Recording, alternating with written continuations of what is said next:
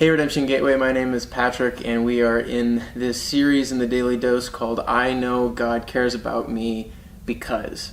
And today I wanted to share with you a really interesting thought that I read from C.S. Lewis. And C.S. Lewis gives this example that God cares about us, and we know God cares about us because God wrote himself into our story.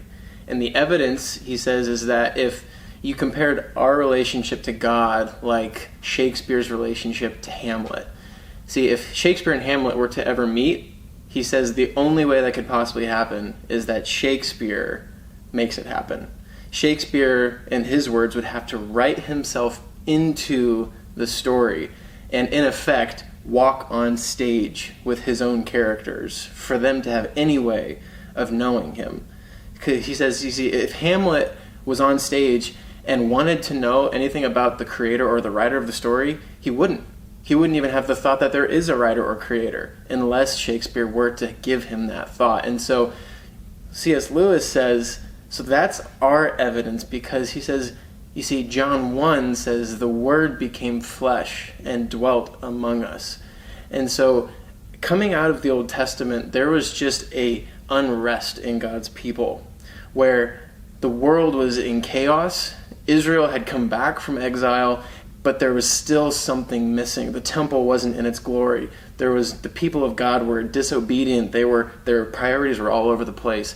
And there was this cry of, is God still here? Is he still with us? The elders coming back from exile saw the temple and were just like, this is not what it used to be. This is not the former glory that it was. And so coming into the New Testament, there's just this suspense of what's going to happen. And then God becomes flesh and steps into our mess. And so I just want to encourage you that the good news is that God not only knows us and cares for us, but has actually chosen to enter into our mess. And we have evidence of that all over the story of the world. And that even now, in this moment, we have the ability through his Spirit to commune with him and to have relationship with him. And all we need to do, in fact, Ecclesiastes says all we need to do is just be silent.